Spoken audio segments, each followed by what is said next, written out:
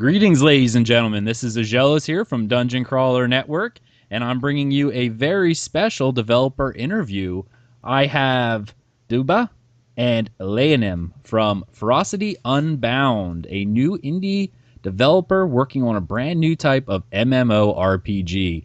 Very, very excited about this one, guys. And after you listen to this interview, you're definitely going to want to go out, check out their site, see what they're trying to accomplish, and help get the word out, because this is going to be an awesome project, I tell you. All right, guys. First off, can you tell us a little bit about who you guys are? You know, what your gaming history is, what drove you to create your own MMORPG? Well, let me start with describing us a little bit. It's been myself, Layenem, Craven Ashley, who will not be attending this tonight, but I do have Layenem here with me. But pretty much we got tired of getting offered a challenge in these MMOs, and it just wasn't there. Or when they actually tried to create the challenge, they did it so that way people could exploit it and never turned around to fix it. We ended up getting tired of that whole scheme, and we decided to, one morning, Layenem sent me over a document called Building the Perfect MMO. And, my first thought to it was, you know what, I'll play this game. We'll see where this goes, but I have no faith in it. So we started going about it, and maybe 2 weeks in, we had a 53 pages on a Word document of just everything that we wanted out of an MMO, that the players will want out of an MMO, and that's to include every single detail about this game and how we are going to design it. Ever since that document, we have not needed to refine anything we've ever done. That document has led us exactly to where we are and where we want to be.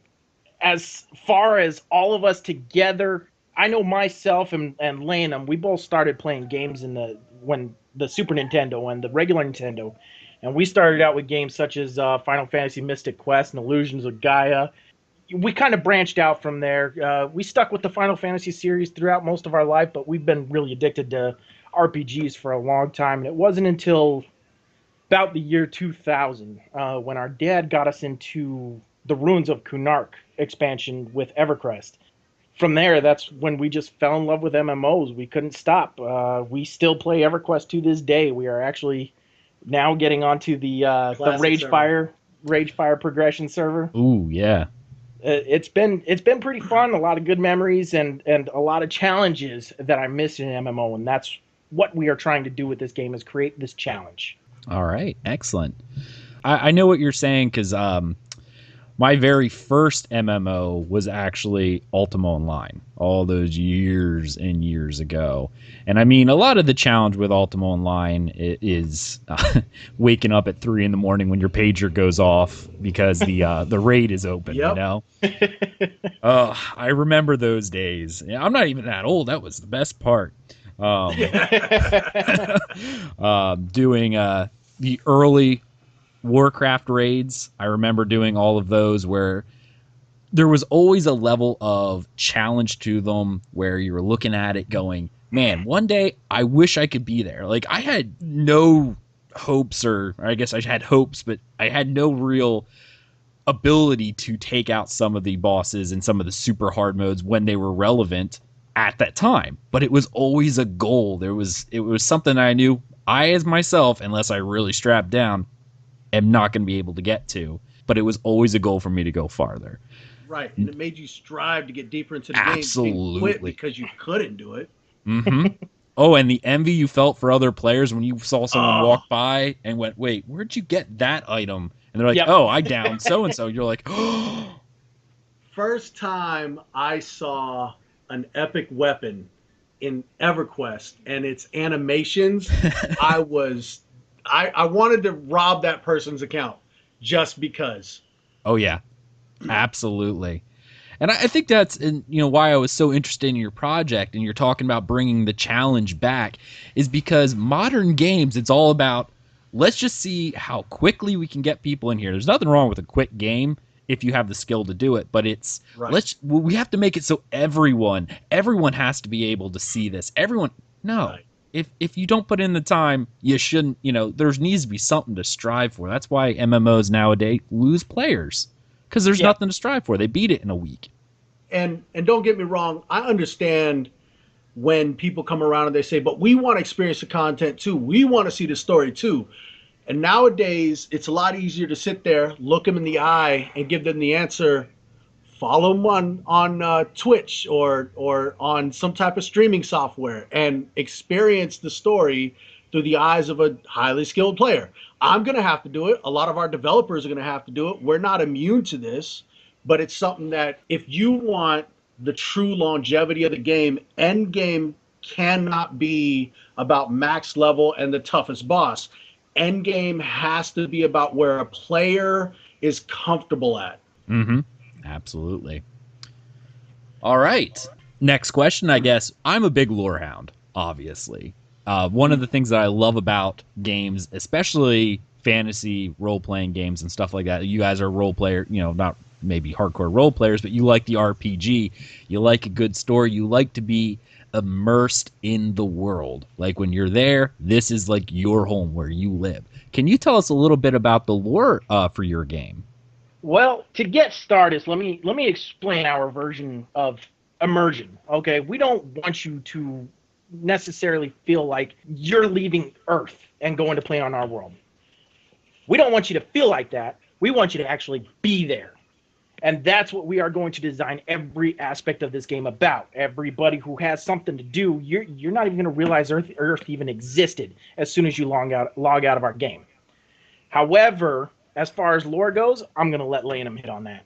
We do have an information release strategy for lore, and one of the things we're trying to do is there's certain lore that we can't give to players yet because we have different plans for pre-launch and post-launch lore. It's actually very complex. We're trying to add kind of a 3D lifelike element to everything, and lore is no exception, absolutely no exception. Some of the things I can comfortably say is that there are this set of evil deities, so to speak, that have realized that there is this untapped potential in all sentient life. And this is where the phrase worship is power comes from, is that players are going through discovering, the way the world works, how these deities work, getting in more touch with these deities and learning how truly evil they are and how they don't really care about the people. They care about the people worshiping them. It's a game of chess, so to speak. And these aren't even the original deities. These aren't their creators. Their creators are either long gone or for the most of the people's knowledge have never existed. So the players get to go through here and learn the true stories of those that they're worshiping and those that either may or may not have existed. Hint, hint, nudge, nudge. And that kind of takes us from the beginning all the way until the end. And when I say beginning, I mean the beginning of the first alpha all the way until the end event that's going to bring about the introduction of our first expansion. Excellent. I love a progressing story. And I also like that sense of mystery you put in there. One of my favorite things is from actually another game that the Dungeon Crawler Network covers is The Elder Scrolls and the Disappearance of the Dwemer. I love the mystery that's there. Like, you never really know. There's a lot of theories like, well, we know they existed because of this, but what happened to them? That was always something that I loved in the game. Like, it always drove me to want to search further, going, well, if I search further, maybe I'll find another tidbit of the answer. Oh, I loved it. Now Dubah and I are huge Elder Scrolls fans, and between ourselves alone, we have argued for hours on the different theories and what could have possibly happened to the Dwemer. And that doesn't include going online and nerding out on forums about it at the same time. So we absolutely understand that one. Oh, excellent, excellent. All right, now we're going to move into a little bit more that you can explain about your game. So what is going to make your MMORPG different from the current market of games out there, as well as ones that are already in some sort of development or have been crowdfunded? Because there's been a large set of crowdfunded MMOs coming out, Crowfall, Camelot Unchained, Pathfinder, some of those other ones that are still in active development. What is going to set you guys apart? Our game is going to be very complicated. All right, I'm just going to go ahead and jump out there and say that. Let me go out on a limb here and say that we are also doing something that nobody else is willing to take the time to do, and that is making the game Right. What I All good. can say is that we plan on revolutionizing the industry of MMOs. We're not making a game for ourselves. We're not making a game to make a quick buck. If we make $10 off this game, I don't care as long as we make people happy with what we are doing. We have a lot of systems in place right now that is all concepts, and we do have developers right now that are donating their time to design these systems. But we are going to make a game that favors every play style. The role players are going to love us. The people who are all into PvP are going to love us. The players versus the environment are going to love us. The raiders are going to love us. You know, every aspect of this game, even crafting, has something to do with the end game. It's all going to come in to the end. I mean, you're probably not going to see it for a while, but you will notice in the end that everybody is going to be needed in order to down a raid boss. Or all the PvP guys are going to actually have to come together and work together at some point in the game to accomplish a goal. And that's where we are planning on taking this game. That sounds amazing. Because I always say, do you know why World of Warcraft has been so popular for so long? A lot of people go, it's because it's here. It's, you know, it was one of those Marcus games. It's because they cater to a lot of different play styles. They have a little bit of something for everyone. Now, again, if you talk about hardcore rage, we talk about them dumbing things down. That's where the challenge is gone. But it's still in the premise, there's always something for every single type of player. You log in and you're a role player, you got it. You know, you're a PvPer, you know, either small scale, large scale, whatever the case, there's something there for you to do. And games that launch with a very niche kind of this is all we're going to do tend to only get a very niche crowd, or tend to kind of fall off the face of the earth after their little niche crowd has moved on. I always say the best MMOs have something for everybody. And it was also a nice thing that even if you are a certain thing, like you're a hardcore raider, it's nice to have the option of, I don't feel like raiding tonight.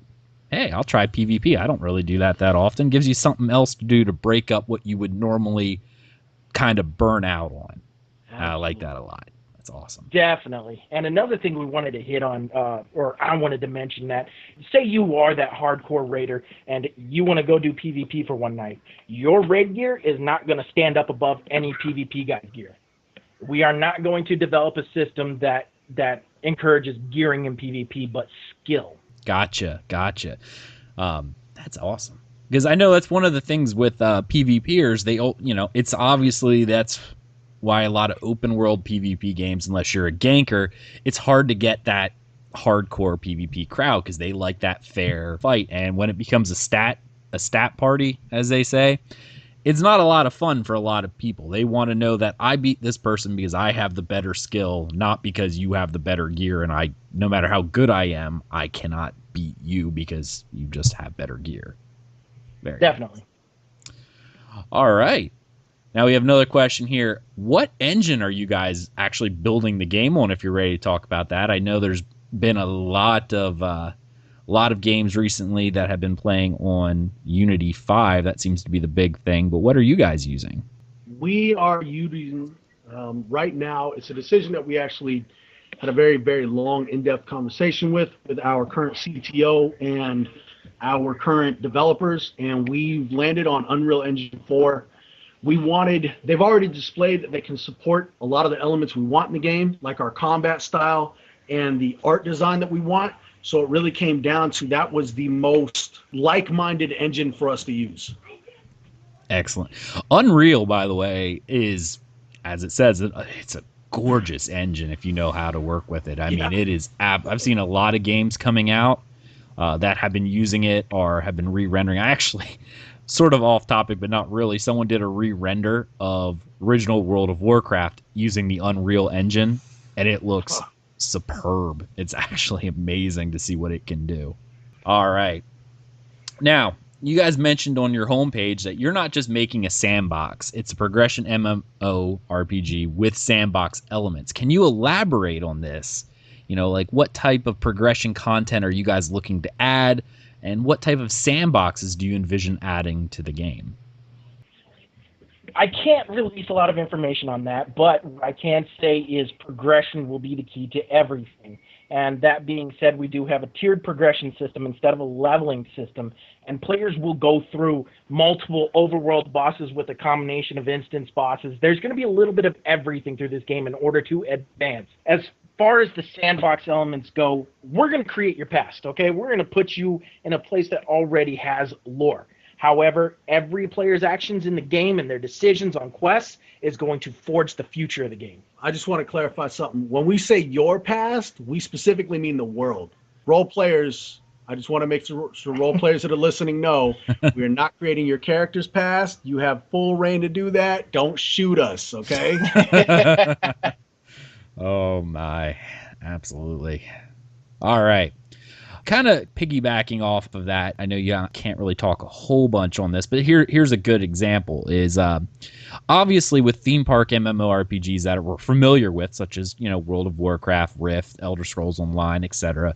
All the content is generally made by developers. There's no lasting effect on the world other than, when the developers patch it in, such as, like Guild Wars 2 when they destroyed Lion's Arch, etc., etc. That wasn't something that really players did so much as they experienced. Whereas pure sandboxes such as Minecraft, Landmark, Eve Online, etc., their entire landscape can be changed based on the actions of players, sometimes for the good, sometimes not so much. So for your sandbox elements, how much control will the players have to change the world? Full sandboxes, are we going to walk in one day and see players have destroyed entire towns? Or will it be more of, we give you a little sandbox within the town that's kind of your niche that you can mess with? This is one of the topics that we are really excited about, I guess I will say. As far as the landscape, that in itself won't be able to be changed too much. If there is something that does change, it's probably going to end up being in a separate way. I'll talk about that in a second. But our sandbox will be more or less in the player's control in a different way. What we have developed is something called a creation system, where basically a player can come in and he'll create his unique zone. The enemies that go in it, such as like a dungeon. If you've ever played Neverwinter, they have something like that. Except what we're going to do is we're going to put GMs on track and make sure that people are sticking with lore. They're not creating a dungeon just to be, a 3-mob kill and boom, they got all their skills maxed in a couple of, runs on this thing. It's not going to be like that at all. Our GMs and our guides will have a close watch on this system. But the creation system is going to allow mostly something for the role players to actually create zones and expand the lore in their own way. And it will give them something to do as well. If they feel like creating a dungeon based off a book they read in our world, they could go ahead and do that. Be our guest. It's something that we want them to do. We want the players to have their own touch on this world. When you mentioned that, it brought back memories of my ex-girlfriend at one point. She was a big role player in World of Warcraft, and I remember after I was done raiding like Karazhan or something like that, she would go and use my lockout to role play with her friends in the dungeon. Being able to create your own that's pretty awesome. I like that idea a lot. That is great. To that, I do want to add, we're creating a system called the enticement system, where essentially what happens is players can summon down one of 2 select gods for the 30 or 60-day period. We haven't decided how often they can come down, how often they can be summoned, but these gods the players summon will literally wreak havoc on a set location. In the system right now, the way the system works is we have a bunch of pre-programmed destinations and deities that can do offensive, defensive, all kinds of different things. And what it does is players are working towards either summoning the deity that's going to wreak havoc, or summoning the deity that's going on a defensive, or trying to restore something that's been previously destroyed. So the chance for a player to log out, go on a long vacation, and come back, and all of a sudden, we're talking about the end of the enticement system. It's not something you're going to be able to do in 5 days.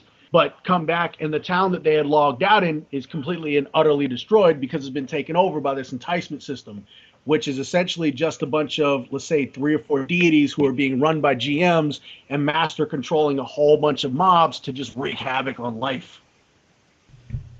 That is awesome. Like, I remember the Ultima Online days when the GMs would come down and actually do events and like take over boss mobs and run them through. That is, Oh yeah, oh, that is awesome. I know they did that in some of the more modern-ish. I can't remember if they did it in the original EverQuest, but I know they did absolutely. They did, yeah. Yep.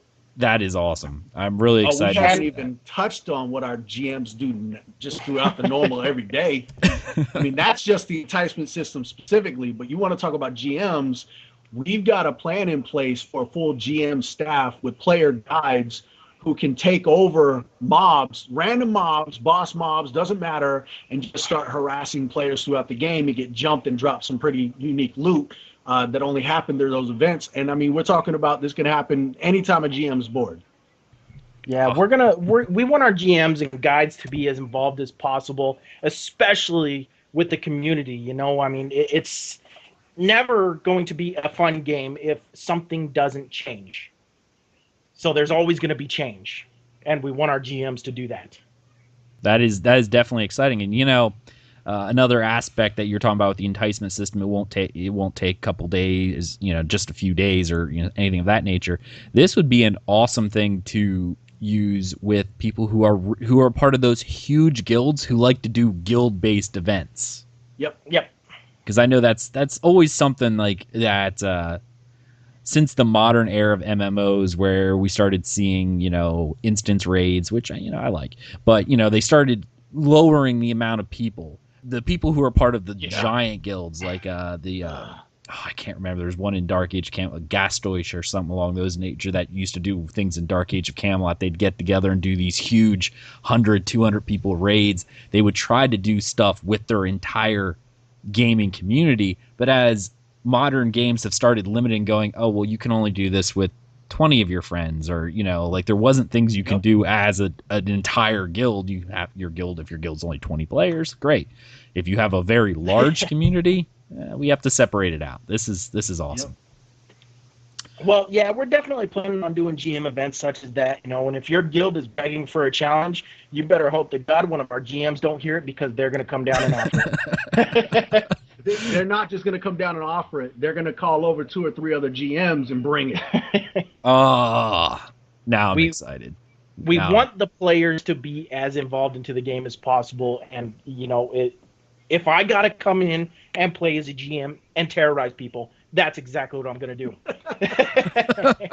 One of my favorite memories from EverQuest 1 was being in a raid. I can't remember exactly what raid it was, but we were in a raid and we were all very frustrated because we beat this mob before, but you know how it goes. You beat it one time, twice, and then the third time you just keep wiping on dumb things. Like there's no reason you should have wiped, and you start getting frustrated because you're at 1% wipe, and then it only gets worse. You only get 15%, and then 20%, and 23%. So we're all sitting here pissed, and it turns out that this GM was messing with us and actually made us wipe this first time, which we were upset about. But I started talking trash to him, started calling him a fairy and a little pansy, and I'm cussing this GM out. And so for the next 48 game hours, I was inadvertently turned into a fairy and could not convert back.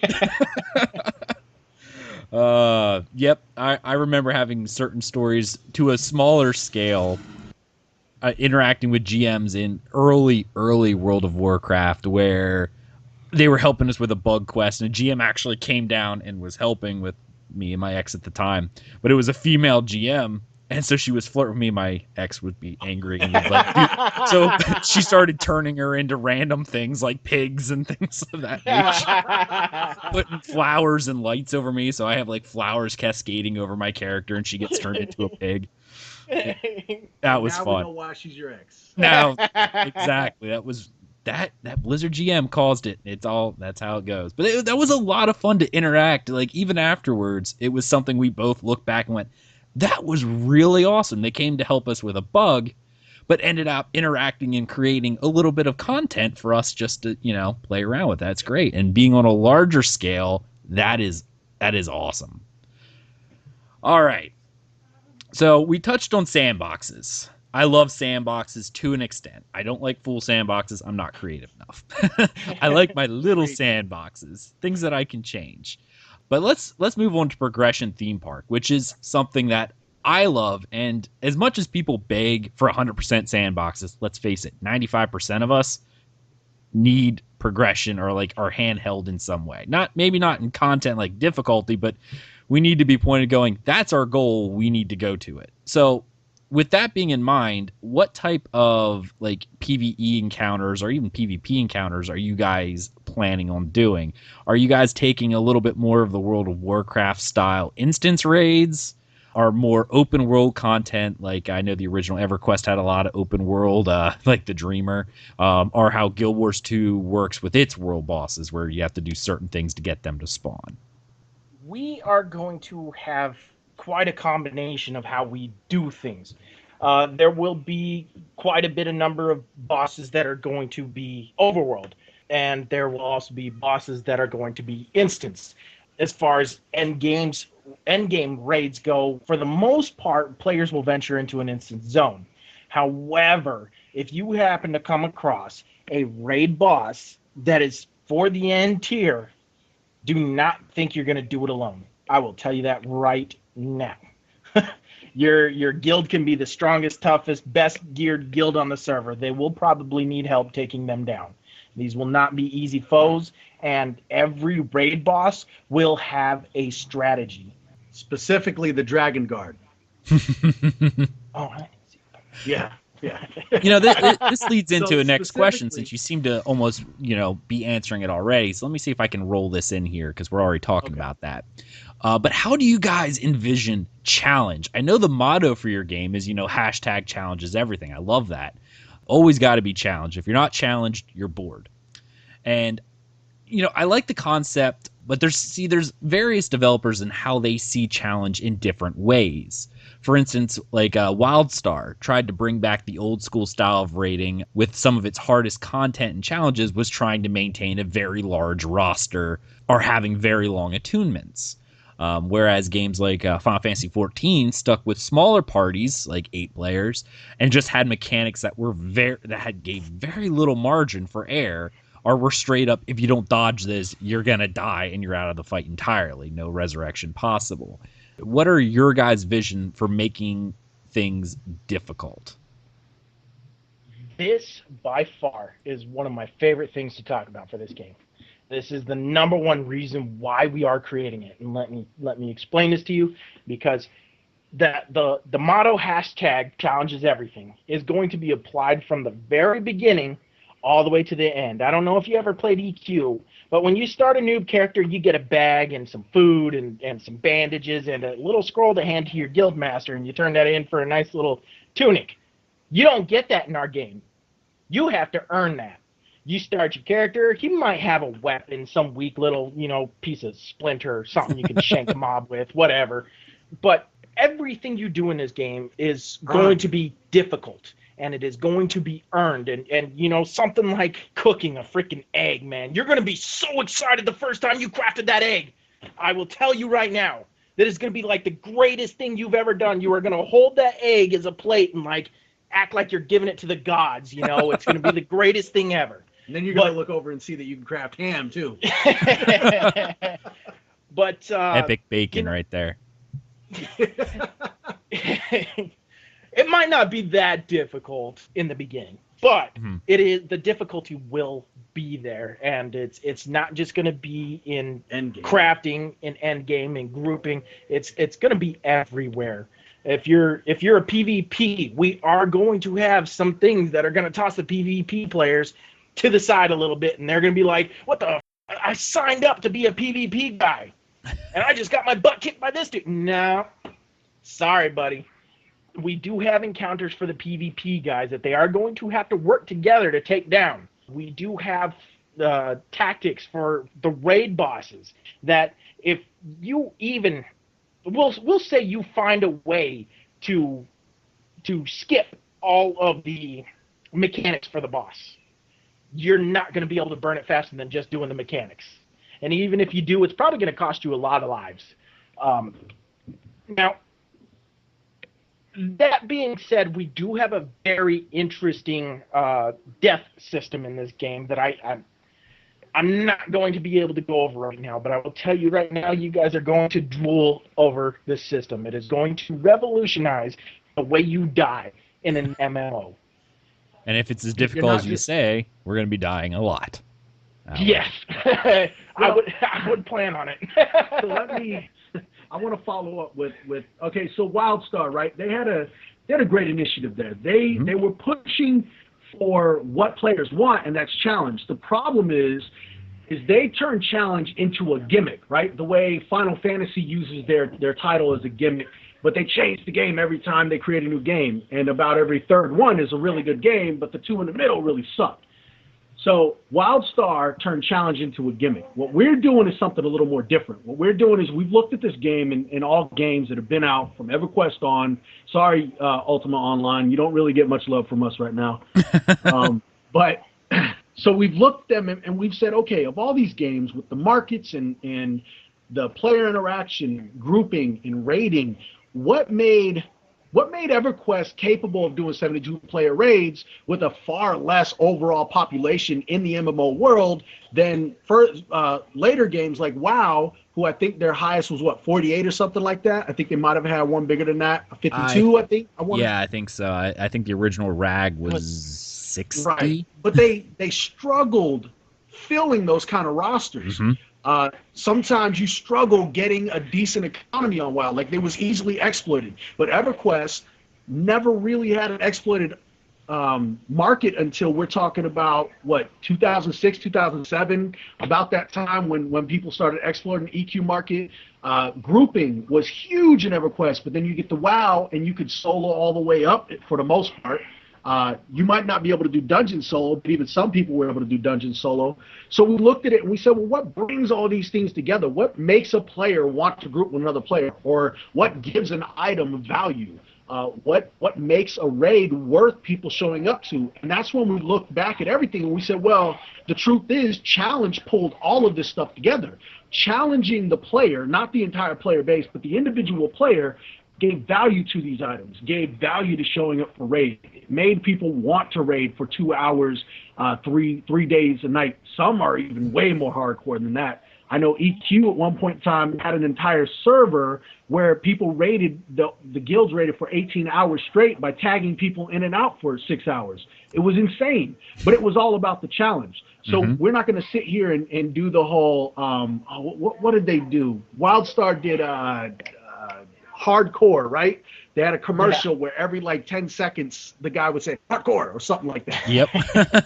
We don't want to turn this into a gimmick. We just want to make this a reality. And WildStar had a lot of difficult moments, but it played too much on that. It played too much on the gimmick and ignored the rest of the game. And it lost a lot of what it needed to make that challenge mean something. You can't just have challenge, just like you can't have PvP by itself or PvE by itself or raiding by itself. You have to have it all. It has to encompass everything. Otherwise, none of it has true value. Absolutely. I mean, a lot of, like you were talking about, I think the raid you were even talking about was the first time they downed the sleeper in EverQuest. I saw there was 3 guilds doing this for 4 days straight to actually kill it. Supposedly down the sleeper. Supposedly. Oh, is that Not when the as many GM people despawned were- it? Oh. Not as many people were there as claimed to be. If you talk to as many people as we have, I swear 2,000 people were there to kill the sleeper, supposedly. And every one of them let it. Every one of them let it. Everyone. That's funny. That's funny. I like the thing that made me the most excited when I was reading this about that game in particular was, why did they do it? Because it was a challenge and they wanted to say they did it. I think when it actually died, it didn't even drop anything, but it was just that, hey, we did it, and that's awesome. It had no loot table, and I quote from the GMs, from Spedley himself, had no loot table because they never imagined anybody would beat it. That actually is one of the coolest things I think I've ever heard from an MMO. Going, even the developers I didn't think anyone would actually ever beat this thing. Just that mentality. If we're putting something in that we actually do not see players ever being able to beat, as much as some modern day gamers would probably look at that going, well, that's dumb. Why would you even do it? It's to give people we should, give you a goal to aim for. Like, hey, we should strive for something. Yeah, exactly. The drive you need to keep going. That is awesome. That is absolutely awesome. All right. Let's not forget an MMO is multiple different things. Like you can't just, as you said, you can't just have one. If you cater to only one crowd, you're going to lose all the others. And then when that one crowd gets bored, they'll leave and your game just dies. Yep. PvP. Let's touch on that. Because I myself, I'm not a hardcore PvPer. PvP needs to be in my game because I like to do it from time to time. I'm a dabbler. I like doing it. But what type of PvP are you guys seeing for your game? Are you looking at more open world, battlegrounds with a certain number set to it, arenas? What? So we had a vision about PvP, something that no other game has done before. And it's going to be to combine everything that every game has done. We're going to have 1 versus 1, 6 versus 6, 12 versus 12. We're going to have an open kind of battleground area that players are going to be able to do, good battles against each other, and hopefully be able to walk away and say, hey, I did that. The open world PvP, though, is going to be where players can play through a similar landscape. Encroaching on stuff we can't talk about. Ooh. I shouldn't have. That's my fault. My fault. Teaser, guys. Teaser. Oh, my bad. Layenem put the note, but I can't mention it. So we changed minor elements about the lore and certain events that are taking place, and I forgot to go back and take another look at this document and make sure it wasn't mentioned. So I caught it, though. We're good. We're good. Okay. Wicked, all right. You Excellent. heard nothing.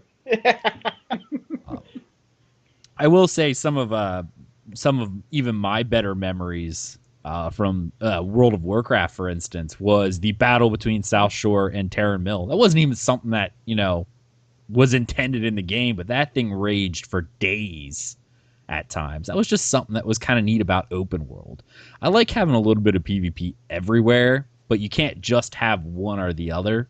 You kind of need to, as you say, you're kind of mixing everything together. So that'll be exciting to see. Yeah, because some people are going to be, hardcore PvPers. Some people are just going to want to come up and duel it out every once in a while. If that's the way they want to do it, I say they should be able to do it. Mm-hmm. And we do have open world PvP. So if players want to go through the PvE content and beat each other up, they can flag themselves from PvP and go for it. Excellent. All right. Let's talk classes and leveling systems for a moment. I know in one of your, well, when I wrote this, it was a recent tweet, but one of your tweets before, you guys were expecting around 28 classes, different classes. How different will these things function? For instance, this is an exciting question. For instance, in World of Warcraft, at one time, classes and specs were fairly unique. But eventually, they started to embrace the bring the player, not the class mentality, and started making all the classes similar. So a bunch of different classes started to have similar abilities that did the same effect. So you didn't always need to have a shaman with for bloodlust. You didn't always need to have this, because some other class could do it. Will your game do something similar to that? Like, will there be a bunch of classes that kind of share the same abilities, or do you see each class being very unique and bring something very special to the field? Every class is going to be unique and have its own role and have its own way of performing that said role. So we wanted each player to do anything they want in a way that will make sense. We're not going to give you one of these play any way you want to play systems and then still make it that this one's a better build than this one. No, we don't want it like that. So what I want to do is I want to use EverQuest class system, for instance. For those of you that have played EverQuest can, kind of enjoy this a little bit. But we're going to talk about an enchanter and a bard. We're going to compare the two. An enchanter can do a lot of things, but to be honest, they are by far the best crowd control in the game. They can mez anything, but they also come with their perks. You know, they have a slow they can apply to mobs. They have mind crack, you know, make you regenerate mana faster. And, you know, they have haste. They have they can charm a mob and have it attack your mobs at the same time. And now I'm going to bring in the bard. We call him the jack of all trades. He can also CC. And some people, including myself, I personally believe that a bard is much better than an enchanter, even though, you know, their CC doesn't last as long, but whatever. When everything comes down to the end of the day, it's all going to be a personal preference. So when we have 2 CC classes in the game, we're going to have a lot more. But when we have 2 CC classes in the game, they're both going to be able to CC, but they're both going to do it differently. And they're both going to have their own little perks that come with them as well.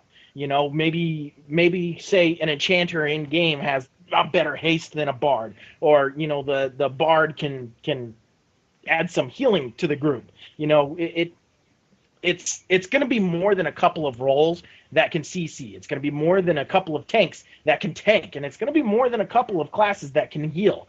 But they will all do it differently, and at the same time have different abilities they can offer the group, but offer the same amount of it'll be the same amount of healing, I should say. Okay. Or same amount of tanking. They'll be just as good of a tank, just as good of a healer, just as good as a CC, or just as good of a DPS. Really, what's going to come into play here is not just skill, but the way the player uses the class abilities. Because the class ability is going to be where every class stands out completely different. You can't just run around using our class abilities. Our class abilities are set up in a way that they're so what ESO's ultimate abilities really turned into, right? Not what they were intended to be, what they turned into. Not as powerful, so to speak, because we don't want something where players can absolutely negate stuff and abuse a mechanic like that. But so what they'll be doing is using their primary attacks, their role abilities, which every class will have their own role abilities based on their role.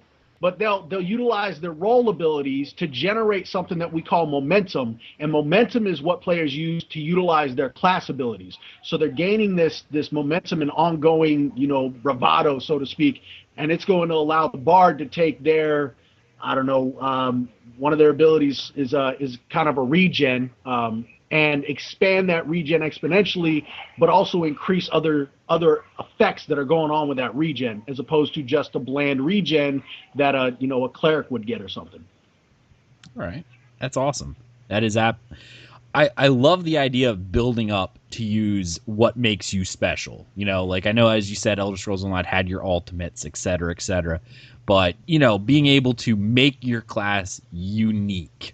Like, I am this person, like, yeah, I can provide a lot of the same tanking or whatever the case as someone else, but I do it in a different way. This is what makes me unique, and possibly what makes me better suited for certain encounters than other people. We can both do it.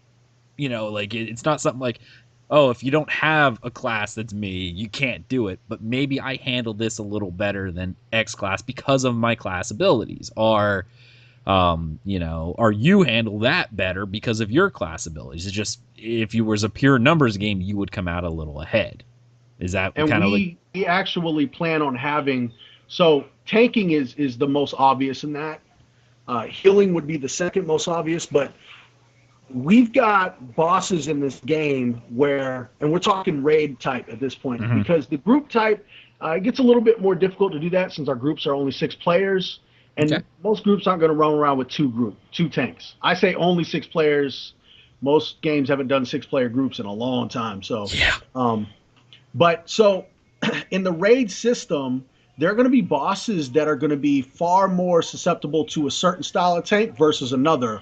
And we're well aware of this, and we planned it this way so that raids aren't going in with, 15 pally tanks thinking that everything's just going to be kosher. You can do that, but you're going to have to push through some healing because they're going to be taking some additional damage. Gotcha. I like it. So, are you going to have my Crusader class? No, I'm just kidding. No. You don't have to answer that. Oh, I tried so hard. Oh, Now he's that you mentioned it, we were gonna add that. Let me take that one off Yeah, our go list. ahead and real quick. delete it. Oh, It's right there. come Just delete on. it. Yep, like that. All right, cool. All right. It's gone. Yep. Sorry. 27 classes. 27. My Crusader class is gone.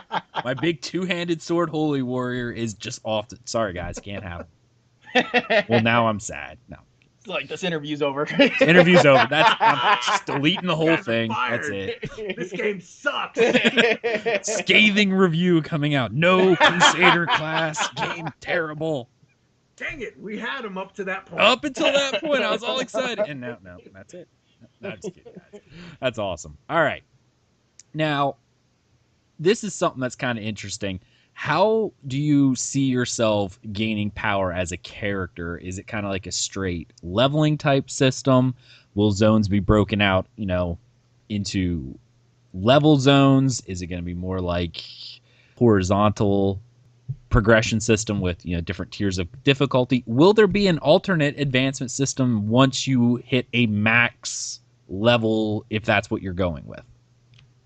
What I will start out with is at launch, we do not have a plan of an alternate advancement system. People are going to be so busy with the world and trying to get to the end game and raid and everything like that. Alternate advancement would just get in the way for now. We do have a plan for it. Don't know what it is. Well, we do know what it is, but We know roughly how it's going to work. we're not going to Gotcha. talk about it. However, gaining power in this game, I'm going to give that one to Layenem since this whole system was his idea, and he loves it more than I do. First, I just want to ask everybody to break out your flogging whips because my brother said end game. No, so the obvious answer here is, player skill is where your power comes from. And that's all fine and dandy, but we all want to know, okay, my skill is where it's at. I know what my skill is. How do I increase it? That's what we're talking about here. And the way you do this is while you're progressing through the game, and you're going through all these levels, you're getting the gear, right? So this is something that we kind of wanted to get rid of, but we couldn't find a viable way to get rid of this without creating a game full of just passives everywhere that you never really had to consider once you got them.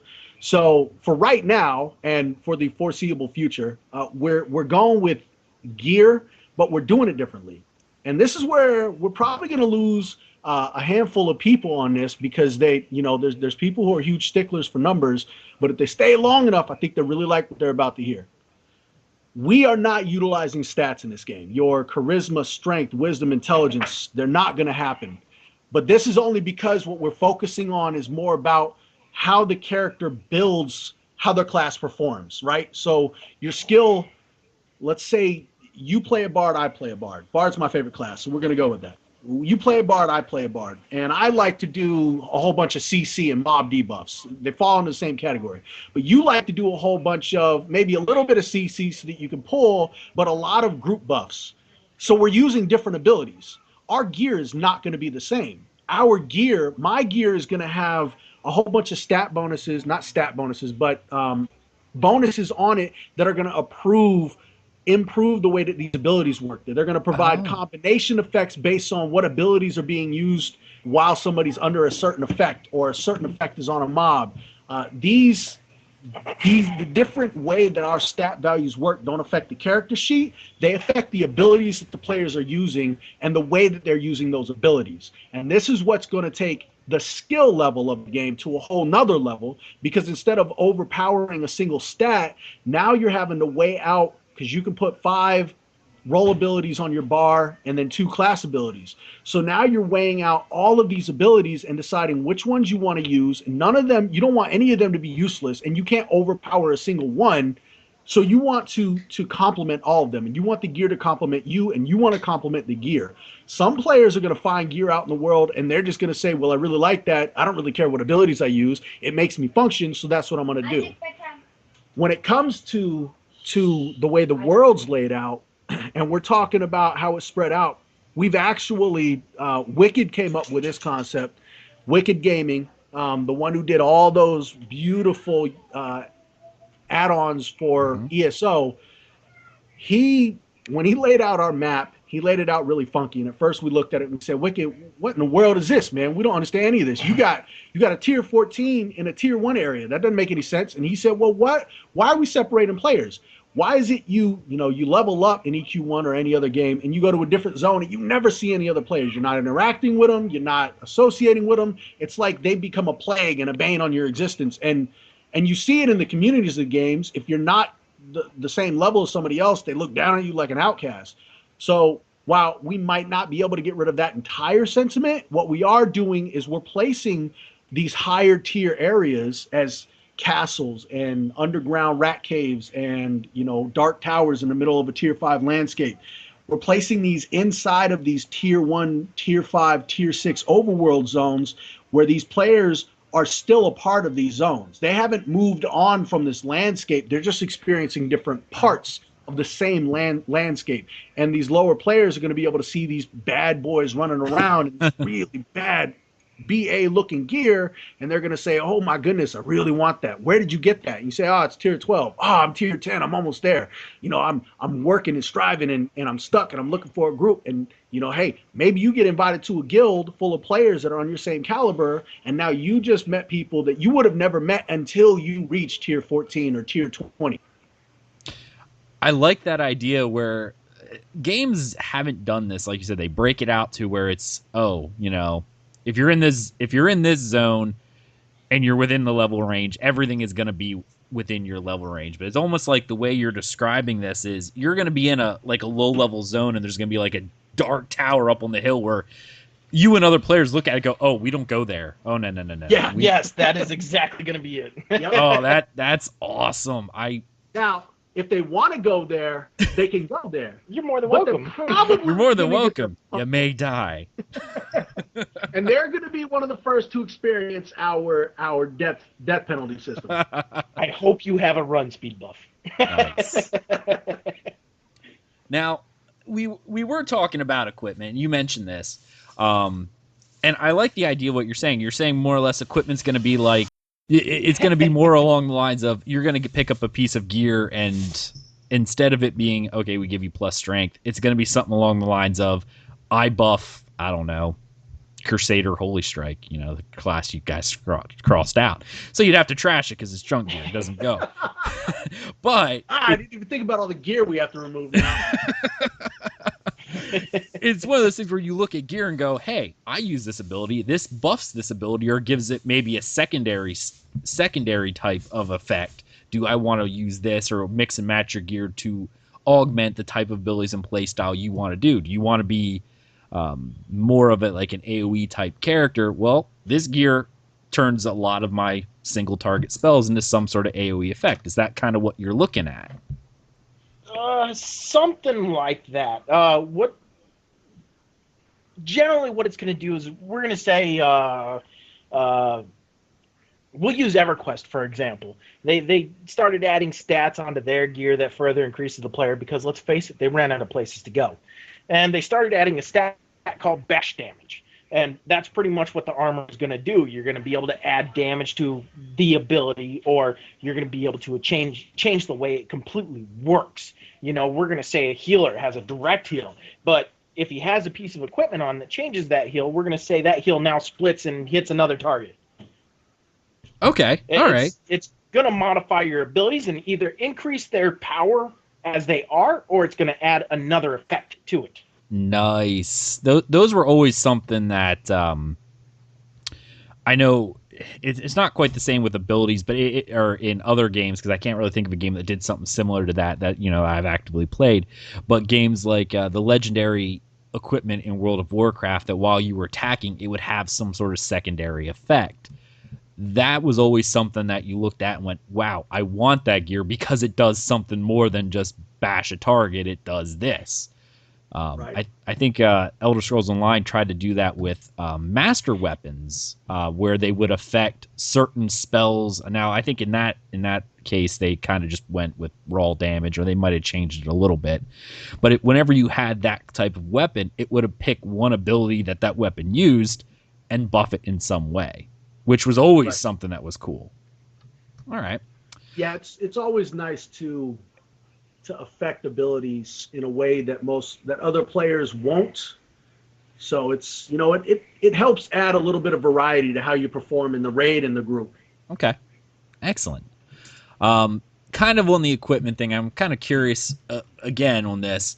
In most MMOs, at least fantasy ones, you have different types of armor and weapons. You got your bows, you got your one-handed swords, your two-handed swords, your light, medium, heavy armors, your chainmail, whatever the case may be. How are you guys seeing the gear? How you see it working in this way? Like, how much variety is there? Are you seeing gear is just gear, or is there chainmail gear that provides more protection, less protection, et cetera, et cetera?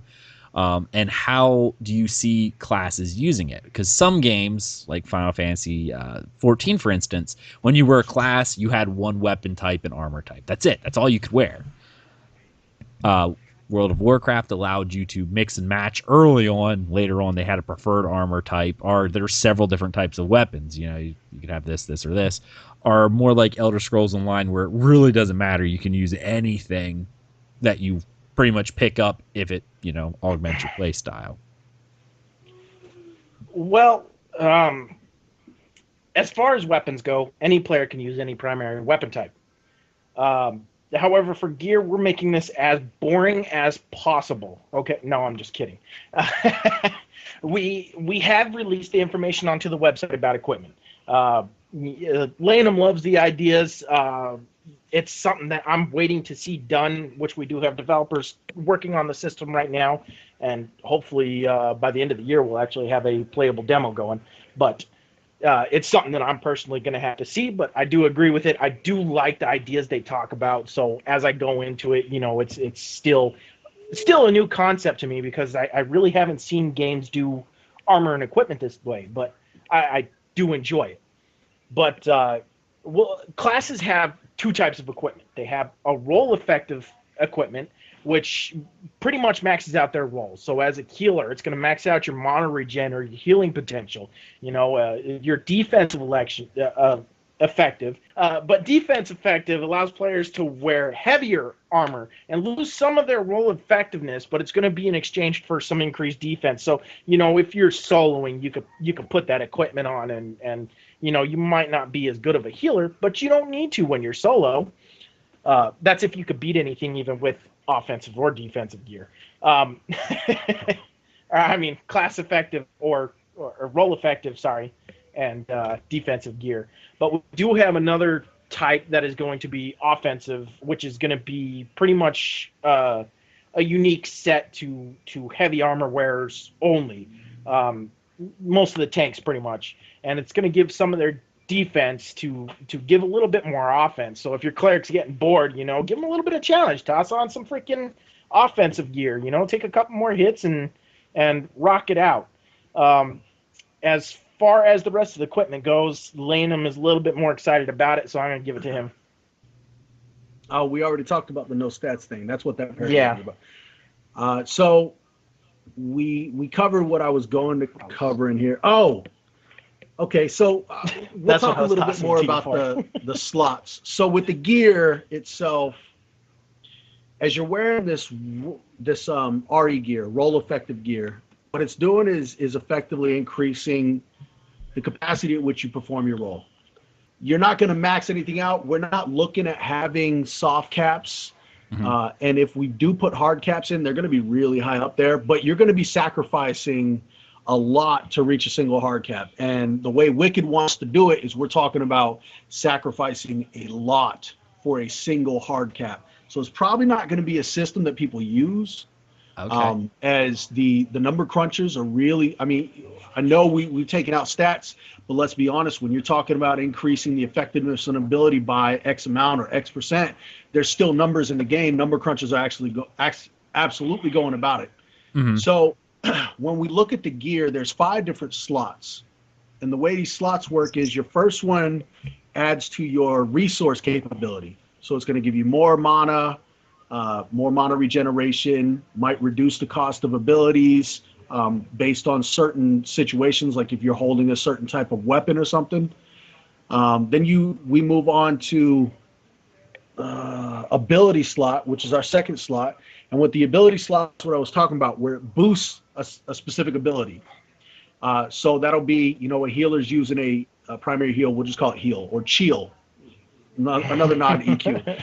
It'll increase how much their chill does. So if a tank's getting really bashed and the healer needs more to put out more healing, maybe they'll go after this type of gear and then they'll go back after that raid target. But now their heals are doing even more, and so they feel a little bit more confident in this. The next is your combination slots. Combination slots is what I was talking about, where if you've got an effect already on somebody, an NPC, a player, doesn't matter, and you cast another ability on it, what this tells you is if I cast a regen on a target that's already got a heal over time on, and as a bard I cast a 6-second regen on a target, then he might receive, I don't know, the bulk of both of those heals combined for immediately. The next is the roll slots. And this is what Dubah was talking about when he said that it's going to make abilities do something a little extra, something a little more, especially for healers. Let's say healers overhealing, right? And they throw on, or they've got the roll effective armor on, and the tank's just not taking that much damage. He's even put on his offensive effective gear, which he's not doing much DPS, but he's doing more, and he's taking less or taking more damage. So it's giving the healer something, but the healer's still not challenged. So the healer slows on a roll slot that tells all damage over healed converts to direct damage on the target that target is facing. So whatever the tank's hitting now receives, say you do a 2K heal, it only does 1K. The remaining 1K of that's going is direct damage onto their target. And then finally, we have resist slots. Resist slots are important because we're treating resist completely different in this game. You have to level up resist as any other skill in this game. As defense, as parry, as one-hand slash. It's just another skill that you're leveling up. You're not just throwing on defense and you're going to have a 500 for 500 swap. Your swap exchange is going to be based on the tier you're at and how much you've got in there. To couple that, you have to be careful how much you're putting on. If you try to go for a hard cap in fire resist, you have to understand that eventually you're going to start becoming more susceptible to cold damage. Now, this really works for PvPers as they're trying to go out there and make sure that they're resisting as much magic types as possible, but they can't overdo it, because if they do, then they're going to be more susceptible. And with wizards and the way that they can swap elements on the fly, they're going to be really hurting if they try to go out there and go, knee deep in fire resist, and a wizard realizes they're not doing any damage with fire and swaps to ice. Gotcha. I like that kind of idea where it's almost like a floating pendulum type thing, where if you're putting too much in one, other ones like of the the opposite will start going down or up accordingly. Yep. That's neat. I like that a lot. I like that a whole lot. Now, with everything you just explained with that, it makes a lot of sense for us to move into combat. And I think you talked about a little bit earlier about different ability bars and stuff like that. I think you even already told us. But what kind of combat system are you looking at for those of us who are coming into this? Like, are you looking at more of a Twitch kind of combat? The standard hotbar kind of combat, like the older MMOs. What kind of how many abilities are you going to be allowed to have? Will you have to build decks? Like when you're limited, like in Elder Scrolls Online, it was a deck builder where you had a certain layout of skills where this is what I need, but if I need to swap skills out as I go, I can. That kind of deal. Well, our combat is going to be very interesting. We are going to have an action game with a very limited hotbar. It's just imagine EverQuest meets Terra. You're going to need to target your enemies with a reticle, as well as your heals. You're going to have to target your tank with the reticle. We will have some systems in place to assist with targeting, so that way it's not so difficult in some heavy combat. But you will have a limited action bar for each ability type, for your weapon abilities, for your roll abilities, and for your class abilities. I like the whole when you have to target, because that, of course, that brings in your player skill. Because if you just are terrible at it, then you're terrible.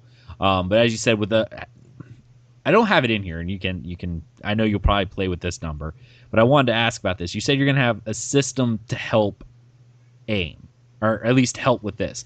I understand a reason for doing that, especially with concerns for latency and whatnot. It can't be a dead center, like every time, because if there's any type of latency, you're going to end up missing, between the time that your client talks to the server side. You may say, well, I had a perfect headshot, but server's like, yeah, no, he was halfway across the map by the time you registered. But how forgiving are you seeing this? I mean, I'm going to bring in Elder Scrolls Online. I still heavily play that game. Love that game. But as a caster, if you're in the same general direction, you're practically going to hit. It's not going to be that forgiving. Okay. I mean, the targeting is more or less for healers targeting their tanks. Okay. As far as DPS goes, we are going to have a system that's going to help them again, but it's not going to be just have him in front of you somewhere and you can hit him. No, you're still going to have to target him. You're still going to have to play your character, because if that system was in place to play your character for you, we'd be back to boring. Absolutely. We'll be back to tab targeting. Yeah, without a tab. Tab targeting without a tab, pretty much. But the system that's going to help you is pretty much just going to, we're thinking about doing something like highlighting your target or your intended target, so that way you could easily find him in a group. Not necessarily automatically take you to him, but just easily be able to locate him. Yeah, I don't mind a little bit of aim assist to help with latency. That's always going to be an issue with online games. It is. But I think some games just make it a little too easy. We'll actually talk a little bit more about that when a little later on. Okay. All right, perfect. We'll hold that for now then. Crafting. I love crafting. But how important will it be in your game? Will crafters play a significant role in the economy, raid progression, etc.? Or will they be relegated to leveling gear or simply just upgrading equipment for raiders? This is one of my most favorite things to talk about. We spent, maybe 2 or 3 good days talking about crafting and how we could develop a system that crafters will want to be crafters again, and not just for making profit, but to actually do something that affects the game. So when we come to this, I'm going to say crafters are going to be excited. I hate crafting, but I want to craft in our system. I will say that. There is going to be multiple different roles that crafters will play in this game. And it's not just going to be crafting equipment and weapons for people to sell or use. This, again, like I said, this is just another area that MMOs haven't advanced. So we're going to take crafting to this level. We are going to revolutionize everything. Crafting is going to be just as important in PvE. Can I? Yeah. Blended raids. Yes, we plan on making crafters needed in raids. There are going to be some where crafters are going to be crafting crap in the background that they need to take down a boss or perform a mechanic a little bit more successful. I mean, I think we're planning on some stuff that they could do if they don't have crafters, but it's probably going to be a lot harder. But the crafters are going to make it a lot more possible and doable. You may have a bunch of guys sitting in the background creating a bunch of potions to throw at the boss while people are running around like madmen trying to pick flowers and crap for them. To go further into crafting, we also expanded and made what I talked to you earlier about was a creator line. The players can specialize in making zones, dungeons, raids, storylines, everything. We want crafters to have the ability to role play at the same time, so that way role players will also not get bored. It's going to be very interesting. Well, that's perfect, because you just went into the next question, which was role playing, things that role players can do. Can I be a chair merchant? Are you gonna have housing in the game? Actually, that's not even on here. But can I be a merchant who makes chairs? Yes. You easily could do that. You can even dress like it. I just want to be a carpenter who makes chairs and sells chairs for housing. I will make my money by making chairs. They go so fast. Nice. Nice. Well, we have a lot of elements that role players will be able to take advantage of. Again, the creator system.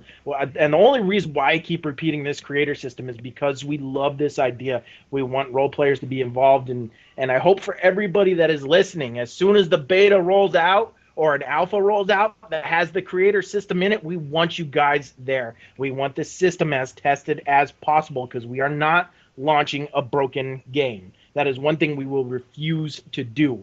This game is going to be betaed, alphaed, Delta. Charlied, if you want to call it that. We'll have a Zulu if we have to, okay? I think it's called Zeta. Whatever. But we want to bring role players in and figure out what their world will look like. We want everything through every player's point of view. We don't want to just cater to PvP guys. We don't want to just cater to PvE guys. We don't want to just cater to crafters. We are catering to everybody. You know, it would be kind of interesting, speaking of the creator system, and like you said, catering to everybody. PvPers who want to create their own arenas. Like, Yep. That sounds awesome. That is going to be definitely possible. They can take any aspect of the game and recreate it in any way they want. You know, I don't want to knock on, too much wood here, but I'm going to. That type of thing is amazing for, I want to say, depends on, again, how kind of skill and stuff of that nature. But can you imagine the type of PvP tournaments that people can do, that they can build their own never before seen, like if you have these guys can go and schedule tournaments and go, okay, we're going to sign up the best teams.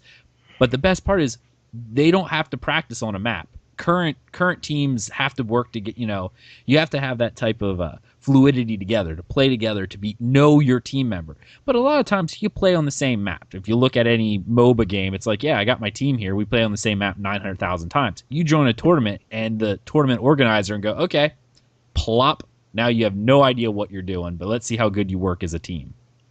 Yeah, That's we awesome. plan on doing that. We want the PvPers to do that, as well as our GMs will be involved in the PvP world as well, doing special events such as tournaments or arenas, everything like that. I mean, we want to get every player involved as much as possible. We don't want this to just be another video game. We're looking to make this a lifestyle, all right? No, I'm loving the idea. Like just the idea alone of in my head going, you know how many tournaments people could do making their own maps? I mean, look at first person shooters like Counter-Strike and things that allowed you to create your own maps. Some of them were just so insanely popular that they became like metas in the game, where the developers like, you know what? This map is so popular, so downloaded, we're just going to have to make it part of like the default, or And as players ourselves, we see that all the time. We appreciate when they do that, and we absolutely despise it when people refuse, or when developers refuse to acknowledge that kind of stuff. So we know players are going to create stuff that's going to be better than what we do. Some of it's absolutely going to be better, because there's no way we can have every amazing mind on our team. I wish we could, but we can't. They're out there and they're doing their own thing, playing video games. So when they create this content, we want to make sure that they are rewarded and recognized for it, and we're absolutely going to put their stuff to work. Nice. Absolutely. That's fantastic. Just the possibilities in my head are just going crazy already. And I'm not even a PvPer, but for the PvPers, you guys should be excited. Like, literally, you should be excited, because this excites me, and I'm not even a PvPer. So, yeah. Because that's one of those things where, to me, I'm a lore nut, as I said. Dungeons and stuff, some people can do some really good dungeons, but if they don't know the lore of the game or whatever, it can be lore, but you're going to have your GMs helping with that. I like that. But the thing, you can be pretty creative with an arena and pretty much make it fit into any world possible. Yep. Like, it could just be insane, and you don't really have to worry, almost to an extent, of it breaking lore, because it's just an arena. It's a place for people to fight, so it's like, right. You don't have to worry about creating a boss that doesn't fit in your world or anything of that nature. It's just, this is what happens, and I think that is so cool. I'm excited. And we've got our own fantasies about, bringing a tournament style to this game at the big tournament events that are going on, that are building up over the last couple of years and really starting to pick up steam. So we've got our own goals and desires to see that come through this game and be able to be a spotlight for people in those areas. Oh yeah, absolutely. Okay. we talked about all of that crafting. We talked about combat. We talked about role playing. We like role playing. The world. How are you guys planning on doing your world? I know with an Unreal engine, that can be pretty hefty, right? I mean, you can do some really gorgeous stuff in Unreal. But are you guys planning on doing more of an open world? Are you planning on creating more like zoned out areas like most modern games have done? Are you kind of looking at this being more of a lobby style game where zones are instanced and that you can bring your friends in like, like the original Guild Wars are similar to Neverwinter? What we are trying to create is as much of an open world as possible. Sure.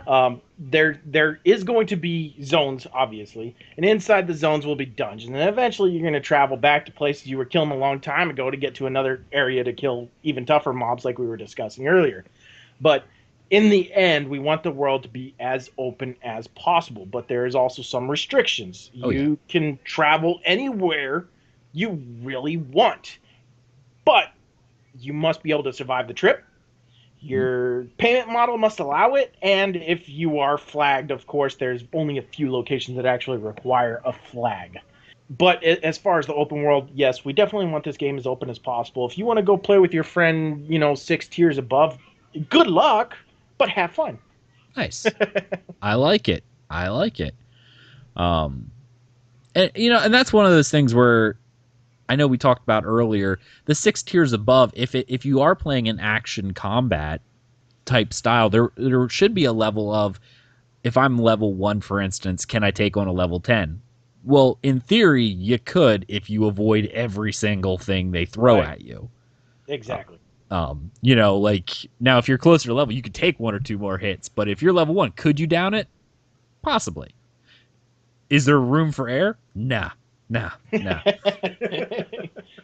Yeah, that's one of those, you have to be almost like, machine precise of you cannot take a single hit to do that. I like the option of being able to do that. Like trying to take on a higher boss, maybe even making a little bit of a mini game out of it as myself, like, hey, I'm going to go up and I'm going to do this and make it harder on myself by going, hey, this guy, if he hits me once, I'm dead. So it's going to take me 3 hours to kill him. As long as I can avoid him for 3 hours, I'm golden.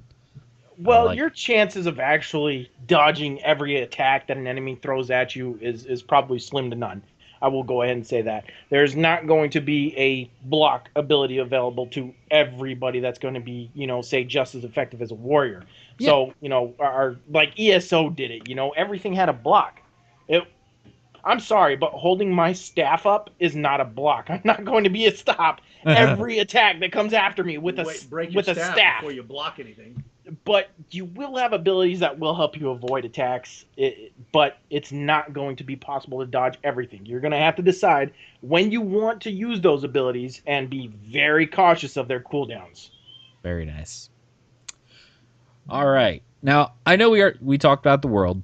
And as we said, you want to make it as open as possible. Obviously, with modern games, there's restrictions. The original Warcraft, and I don't know about EverQuest as much, but they had more of an open world where technically it was all one world. Like the original Azeroth, you could fly from one side to the other. But again, if you look at the technology at the time, if you look at the world now, it is not very hardware intensive. Obviously, with Unreal, could they do that and run on a modern PC or server? No, probably not. That's where zoning comes in to help your machine handle the actual load it's going to be, taking. But with the type of world that you're looking at, with it being more open, let's talk about travel. Because obviously, as you said, you're going to be moving apart. What are your thoughts for fast travel? And fast travel doesn't mean instant. It could be, are you planning on way shrines like ESO, which was instant? You unlock something, you can port to that area again. Are you looking at different types of mounts? Are you looking at taxi type system? What are you looking at to, expedite a person's travel from one place to another? Fast travel is not my thing personally. I enjoy the run. I enjoy walking all over the world to get to one place. If you could fast travel everywhere, then you're not discovering it. We want people to discover. In Skyrim, I would do that. I would never use fast travel. If I've been to a place, I will walk. Yep. what we're trying to build here is community that is going to stick together even in the end. Yeah, if you want to give yourself a bad rep, then yeah, you're probably going to pay for it in the end game. You'll have to re-roll your character, make a new name, whatever. You know, but as far as mounts go, definitely we are going to have mounts, but there is going to be a skill to ride them. So your mount probably is going to be slower than you the first time you jump on it, but good luck. Nice. But personally here, we believe the run all the way over to the next zone, whether it's 20 miles and it's going to take you 20 minutes, that's half the adventure. That's a lot of the fun right there. Nice. So we didn't realize we missed that much until we went back to this Ragefire Classic server in EQ1. Yeah. Yeah. Yeah, I realized how much Planes of Power in that stupid Plan of Knowledge book actually took out of the journey, you know? Yeah. Now we got to think about it before we travel somewhere. Like, dude, what if I die on the way there? Is this really going to be worth it? I mean, to a lesser extent, Warcraft did that by removing flying in their most recent expansion. Now you have to essentially ground mount it everywhere. You can't just now when you go, hey, I need to go somewhere, you go, okay. Oh, crud. Before I could just fly over enemies I didn't want to fight. Now I actually have to try to find a path that, you know. Did you see how much people complained about them removing that? You know, you know what? Here's the thing I'll say about that. The only reason why people complain is people don't like to be given something and have it taken away. Taking it away. Yep. That's it. If you don't introduce it, there's not an issue. Right. Like, there's not. Not as big of an issue. Not as big of an issue. You're always going to have somebody complain no matter what. But the majority... This is the internet. Yeah. Somebody's going to complain that this interview was too long. Oh, yeah. I'm sure they will. Who cares? There's a lot of good information here, all right? Listen in. This is awesome.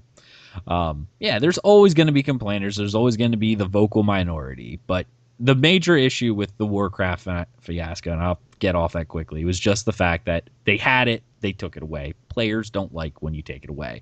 But even the developers were like, we wish we never would have added it because it allowed people to skip so much content.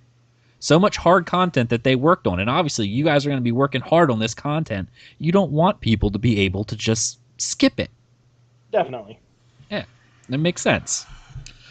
All right. To that, since people are asking and are going to ask, no, we don't have flying mounts. We do not have flying mounts. Yeah. Absolutely not. Nope.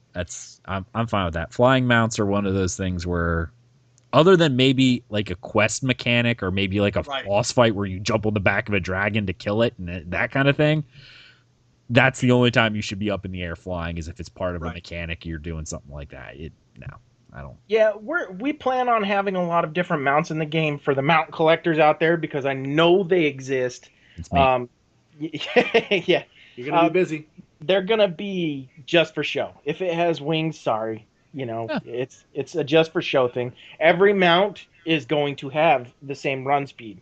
Your skill is going to determine the run speed of the mount. And of course, as it should. Yep. The type of terrain and type of the mount. We are doing a type of system where we've got water mounts and ground mounts, gliders, and then floaters. Okay. I can imagine certain mounts, like if you got yourself like a Destria, of course a flat plane is gonna, you'll be great. But on a rocky side of a mountain, maybe, I don't know, a goat would be better. Right. Because just an example, like, a racing horse will break his legs on rocky terrain. Like, he's not going to go fast because he's going to be tentative going, hey, if I break my leg, you're going to take me out back and shoot me. But a goat will be like, I jump up this all day. Bring me. I'll go, as fast as you want. I like it. All right. We're going to move away from gameplay because we talked about that. That's awesome. Now we're going to talk a little bit about systems. And I noticed that one question I have in here is a duplicate. So I'm going to skip it because we already talked about the engine. I don't know why I wrote it twice. I can almost hear Wicked Gaming say it from here, but will you guys allow mods? What do you think Wicked Gaming is saying right now? I can hear him screaming yes from here. He's not even on the interview. And he's just like, why would you even ask that? Let's put this whole entire system this way. This is the way I like to see it. Me and Layenem play the same game back to back. Literally, his back is facing my back, which is EverQuest 1 right now.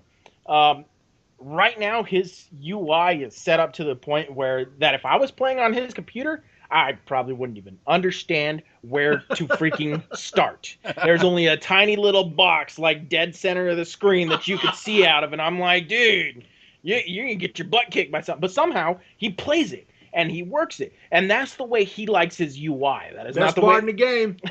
not the way I like my UI. So this is how we are creating this. We plan on getting the advanced combat tracker crew involved. They are going to have all of our numbers, all access to our system, so that way they can make the DPS meters, everything like that. We want people to know their numbers. Sure. Even if you're a min maxer, let's face it, man. You're gonna find a way. You're gonna find a way, one way or another. You are going to find a way to do it. So why don't we just give it to you? And then you'll be happy and not have anything to complain about on our form. Well, okay, about that aspect. Until my you won't have ability anything doesn't to hit claim. as hard as this ability, yeah. Right. But right. if you know, if you want your UI to be so overloaded that you can only see like 2 feet in front of you, fine. Yeah, if that's the way you play, that's the way we're going to let you play. If you want absolutely nothing on your UI window, again, we want everything as customizable as possible because, you know, if a player's not comfortable playing the game, he's not going to stay. Mm-hmm. Absolutely. Bad UI turns people off. That's one of the first things you see. And if you can't change it, then you're like, well, then why do I even want to stay? Absolutely. Okay. Now, this is a question again. I know you guys are very early in development. I'm not sure how much you've thought of this, but I'm sure you have in your head where you want to go. With the type of gaming that's coming out today, what type of server technology are you guys actually looking into? Are you looking into like separate servers for separate shards? Are you going to be embracing the mega server technology that creates, you know, like one server for everyone? You know, use channels and phasing, you know, for multiple copies of the same zone when they fill up. What are you looking at doing? So first and foremost, what we absolutely positively want to do right now is get in bed with a company named Improbable. Some of your listeners know exactly who that is. You might know who that is. Mm-hmm. It's a newer company, but they're working with a new technology called cloud server technology. And what this does is it helps get rid of a lot of the latency because you're no longer having to talk to a physical server, you know, in Texas. You're talking to cloud servers that are local to your area, so your ping goes down tremendously. It also carries the far plane coding so that your machine doesn't have to render all that. Your machine's focusing more on the immediate area, maybe the 30 meters around you. Your machine's rendering all that while the game itself is being displayed from the cloud server technology. Now, this is something we want to get into. Right now, this is our plan. Right now, this is our goal. This obviously is pending whether or not Improbable wants to do business with us and get in bed with us, which, according to everything that they're saying, they absolutely do. They want to get in bed with companies, especially MMOs right now, to prove that they can do what they're claiming they can do. And they've proven it on a small scale, but they haven't proven it on a scale that we want it proven on. And we believe from what we've seen that they can absolutely do what's going to allow us to do things like Twitch combat without much latency issues, not having to put a baby-fied system in there where we have to assist targeting so much that it becomes tab target without the tab, or wanting to have an open world without having to worry about zoning, even though our world is far more advanced technology-wise and beauty-wise than WoW was. Oh yeah. So that's the goal. That's our absolute end game. If that doesn't work, we're gonna obviously revert back to a more standard server technology where we're creating the server essentially from scratch, but we're going to get away from being afraid of having a lot of servers to save some money, because like we say, we want people to play this game because they enjoy the game, not to pay us a lot of money so that we can become millionaires overnight. Sure. I love the idea that you're saying with the cloud computing. That is, if they can do what they say they can do, that would solve a lot of the issues with overseas gamers. Oh, and if you could pull this off, the Oceanic community would just love you guys. Yep. Because Because I think And they're the one side of almost any gaming community that gets screwed the most, they no matter suffer. where Oh the yeah. server is. They're like, well, Yep. Or their servers are the best technology, like EQ2. EQ2 has that going on. They didn't want to lose that player base, so they built brand new servers for over there. And I mean, they've got the best DPS numbers by 100, 200K because they've got almost zero latency. It's ridiculous. I hope that works out for you, because I would really be interested to see a little bit, advancing in the server side. Because my actual real life job is I'm an IT system administrator, generally working with server infrastructure, and I love the idea of cloud computing because where I work now, we have all of our servers one site. We have to deal with the different latency between all of our different sites, Yep. especially with one site who can barely get above DSL speeds. Trying to connect back to our mainframe is just it's terrible, absolutely terrible, because they're streaming virtual desktops across an MPLS network, and it is absolutely terrible to go all the way there and back to get the information. It's terrible. So we've been always looking at cloud computing, and that whole idea of it is just, I really hope it works out for gaming. I do. All right. Again, very, very early, guys, but let's touch on payment models, because this is obviously one of the things most people are like, well, it's an MMO. What am I going to play? What am I paying here? Obviously, very early. If you guys aren't ready to talk about it, or, whatever, that's fine. But what type of payment are you guys looking at? Are you guys looking at the original pay-to-play type subscription model? More of a buy-to-play, you buy the box and then have like cash shop type thing? Free-to-play with a cash shop, some sort of hybrid, and kind of throw you guys a little mix here. That's for what you guys want for this game here, but I actually kind of want to know what you guys as individuals prefer. Well, as far as individual, I don't agree on fully paying for a game that let's say I don't want to play. Uh, every almost every game, EverQuest right now, we'll use their subscription model to start off with. They have a free to play. You can go up to a certain level, and a certain amount of alternate advancement points, and from that point you can decide, okay, do I want to keep playing it or no? And we actually kind of like that. Um, we don't want people to play or buy a game, pay for a game, I should say, that they don't want to play. So if you don't want to do end game, you don't have to pay for the end game. But our payment model is going to be a blended model. We want players to have access to the game in their own way, and we recognize that not everybody can afford to invest $15 in a game that they haven't even seen yet. So what's the point of charging them that? We are going to have three different payment models. One of them is going to be a limited access free to play. It's going to let you get up to tier 5. And after tier 5, if you decide you want to keep going, we have a limited access buy to play, which will allow you to get up to tier 16.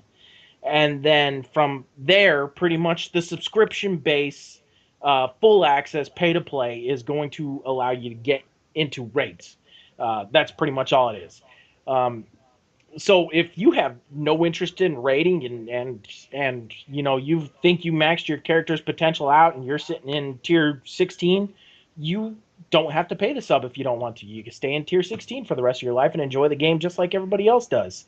If you're a role player, and obviously role players have no intention of going into the end game, so they don't have to pay for it. If you make it to tier 5 and decide that this game is just not what you're looking for, we're sorry we didn't make this game to you, and I would like to meet that player, but, well, okay, I'm sure there's going to be people out there who don't like it, but they don't have to pay for a thing. They could download the game, they could play up to tier 5 and walk away, no hard feelings.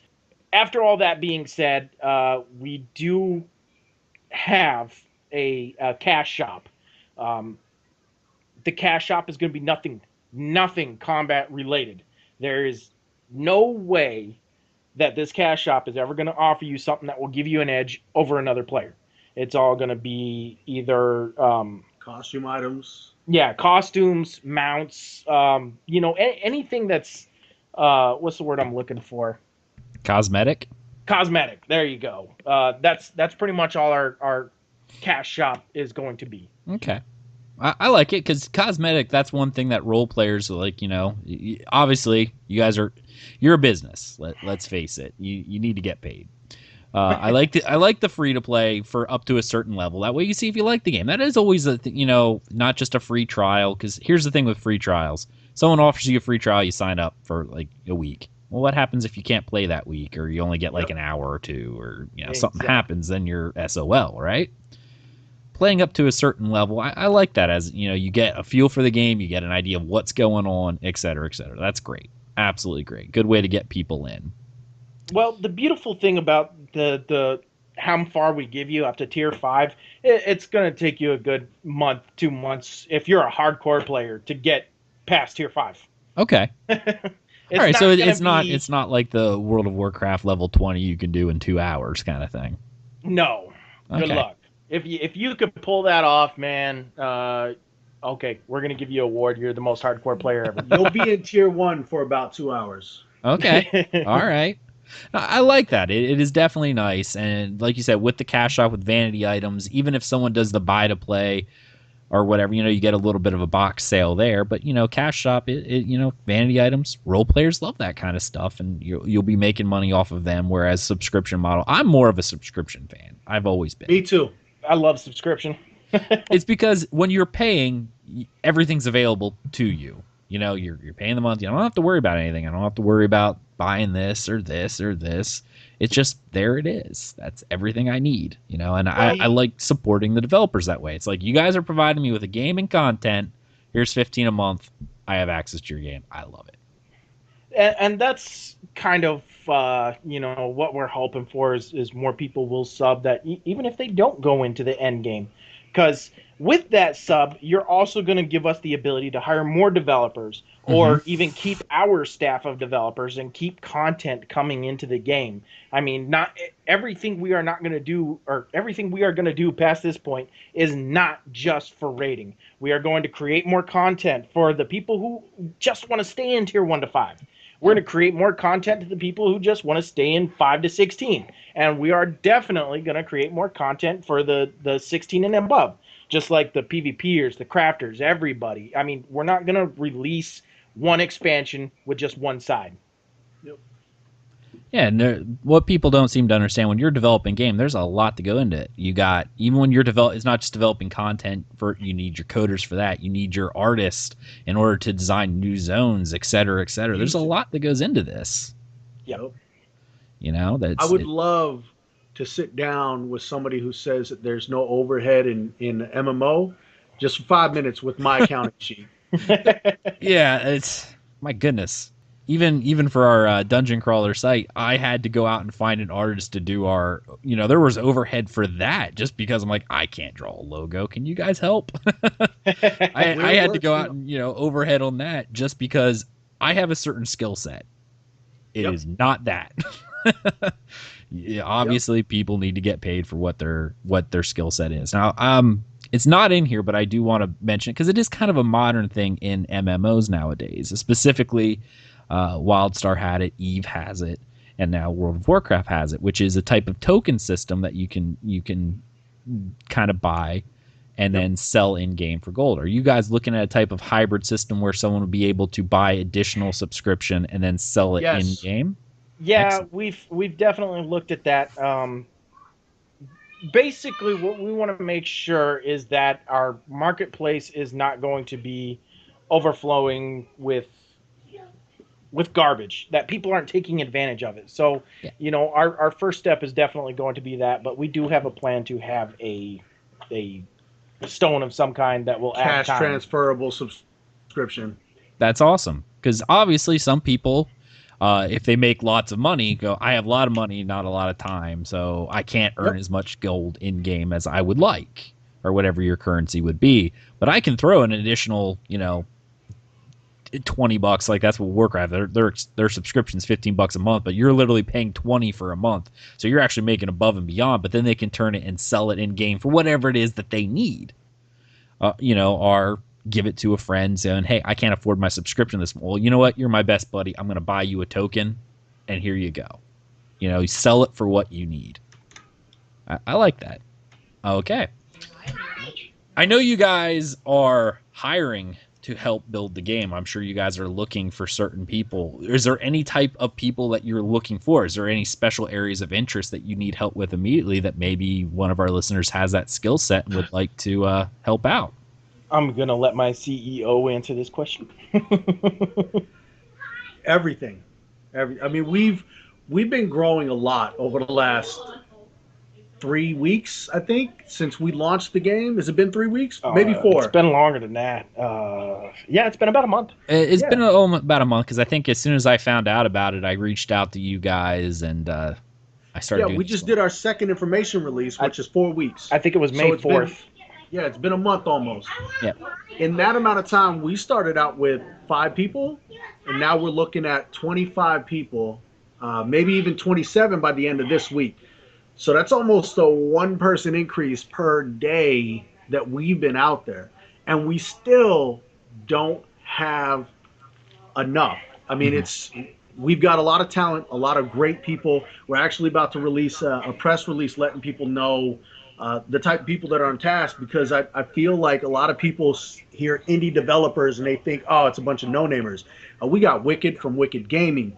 We've got a full-on touring metal band, and they're a musical composer, Joe, who works with some really high-name individuals. And these people they're all coming on board. So right now, I would say if you've got any skills in 3D modeling, in animation, in content development, in social media, those are really our primary focuses right now. If you've got some skills and you want to help me out in the accounting department, absolutely. I mean, I've been talking to some friends and they're likely going to come over and help, but having a CEO in charge of both all business decisions and money is not what I call 2-person reliability. And in accounting, it's highly frowned on. So I want to replace that. But, everything, anything, if you've got the skills, we just picked up 3 quest writers, 2 lore writers this week. I mean, it's been crazy. We're talking to a new lead, a scrum master for 3D modeling and animation. We've got a scrum master in place now for our development content. So we're piecing things together. And everybody know this. Right now it's volunteer. Once we start the funding, once we get past our first Kickstarter, our goal is to absolutely pay everybody full time to do this. And I don't let anybody work volunteer without putting some term sheet in place so that they make sure they get compensated. So don't feel like just because you want to volunteer your time, but you don't want to get any credit, don't feel like our company is that kind. We absolutely, before anybody's allowed to submit anything, we have everything in place to make sure all the documentation is in place so that everybody gets taken care of. Because we build this game first and foremost for the players. That's you, that's me, that's our future generations, everybody. And if we can't take care of them on a business level, how in the world can we take care of them on an entertainment level? Absolutely excellent. So is there a way that people can reach you very quickly? On our website, sacramentgame.com. So if you click on the donate tab, there's actually a place to volunteer. We should probably rename that tab, but that's where it's at. Click on donate, and in there you'll see a link that says Sacrament Volunteer Interest Form. That's the best way to get to us. Excellent. So listen up, ladies and gentlemen. You got any skills? I mean, you may not think you have too much of a skill, but hey, worst case scenario, you can always present it, and they can always, hey, we could use you sometime in the future, maybe later, at least you can try. Going, hey, if you're a modder, like even just a UI modder, that's something people need, like coders, things of that nature. As you said, even the standard run-of-the-mill, not run-of-the-mill, but finance outside of the actual technical side, if you got some skills, worst case scenario is you could say, hey, I have interest in donating my time, becoming part of the team. This is what I can provide. And worst case, they go, we don't need that right now. But at least you tried, right? Yep. All right. And you already said Kickstarter, crowdfunding. I know you have a pledge section on the site, so anyone who's interested in getting in and just kind of throwing you guys some cash now to help you, bankroll some of these ideas. Obviously, we all know you've been talking with different server solutions. That's not cheap. You got Unreal Engine, I know they charge a license fee. I think it's a yearly license fee. There are overhead costs to this that you guys are already probably experiencing, that you guys are probably funding out of your own pocket right now. And if you guys want to help, I know you have a pledge section on the site, but do you have a timeline for when you want to start launching a Kickstarter? So the Kickstarter goal, we have an entire plan in place. I mean, we've done so much research and interacted. We've actually got some really good connections through some of our volunteers already. That we've got some really good advice from people pertaining to marketing strategies and how we want to go about our Kickstarter. So we know everything that we need for a successful Kickstarter. We've studied everyone out there. We've studied everyone that's currently out there and watching how they're flowing, looking for the things that they're missing and whatnot. So we've got an absolutely solid plan in place, because we're not just giving the bare minimum for success. We're throwing everything at everybody in Kickstarter.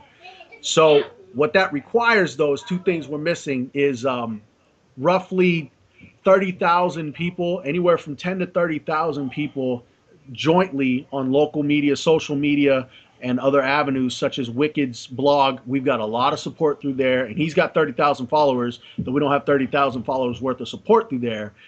It's given us access to that many, and a lot of them have already pledged their investment when Kickstarter comes around. So that's one number we're looking for. The other one is to have a functioning demo for everybody to see the landscape of the world, to see that we are absolutely working on this project. Because the last thing you want to do going to a crowdfunding is invest money and give somebody money without any proof that they're actually working on this stuff. And I know we're doing this interview, and we've got a website, and we've spent 10 grand on this project already at least, but that's not enough for other people. Other people want to see more. So we want to give them more. So those are the two things we're waiting for, and we're looking at about August timeframe. The latest we're going to shoot is October, because we've got a lot of people and a lot of interested parties that want to. And just like we want to avoid the hype train, we also want to avoid having people waiting for extended amounts of time to invest in something and then get distracted and go wind up and investing in something else because they're actually out there on Kickstarter and asking for money. So for those of you that would love to donate on our page, we absolutely accept it. Right now, I would ask that you hold off. Join the page, register for your email address, get into our forums and talk about it on the community, but save up your money for the Kickstarter, because that's going to be where it really matters for us. After that, absolutely pledge to the page. We'll be utilizing Patreon, and hopefully we've got enough interest in everybody and all the gamers that not only are we receiving funds, but we're receiving input as well. Today was a great example. We got an epic ability for a class that we had that none of us had even considered, but it just made absolute sense. So it's not just about the money, it's about the input as well. Again, we can't have everybody working on this game because that's nearly impossible. I wish I could figure out a way to do it, because that would probably be very cheap. But having ideas and input, bring it. What do you want to see in this game? What do you want this game to be for you? Bring it. Very nice. Absolutely. How much would I have to pledge to get my Crusader class? For you, we'll go with 10 grand. Oh, killing me for the Crusader. Oh, it's gonna happen. Looks like I'm gonna have to sell my wife or something. I don't know. 10 grand or Hey, 30, that sounds worth it. 10 grand or 30,000 people to pledge. We'll take either or. How about that? Either or. All right. You hear that, everyone? 30,000 people need to pledge for this to get my Crusader class. You all love me, so get out there and pledge. Because the Jealous needs his Holy Warrior. Just saying. It's got to happen.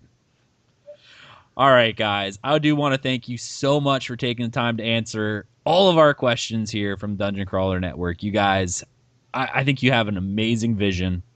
I'm excited to see where this project goes. I can tell you right now, you obviously have a pledge from this guy right here once your Kickstarter starts. Price, of course, determined by the wife. So we'll see what you got. And the rewards, obviously. Does she have a class she wants to see in the game? Does she have a class she wants to see? It's possible. It'll depend on. We'll have to look. We'll look. Maybe depending on what the tiers are, I may have to go. Oh, babe, I'm only donating this much. Hey, why'd you type double? Oh, it's weird. Well, thank you so much, guys, and good luck with your project. And we hope that we'll get to talk to you again as your production increases and development continues. Absolutely. It sounds good, man. We thank you for taking the time out of your day to come and talk to us. We were definitely excited to be able to get ourselves out there a bit, and we were excited that you guys were interested in us. So yeah, Any publicity? publicity is definitely the right direction that we want to go. All right, excellent. Before we sign off, last question: anything else? Anywhere that you need people to go, like how they can I know you already mentioned the site, but if you want to do it again, where everyone can find you, etc., and then we'll sign off.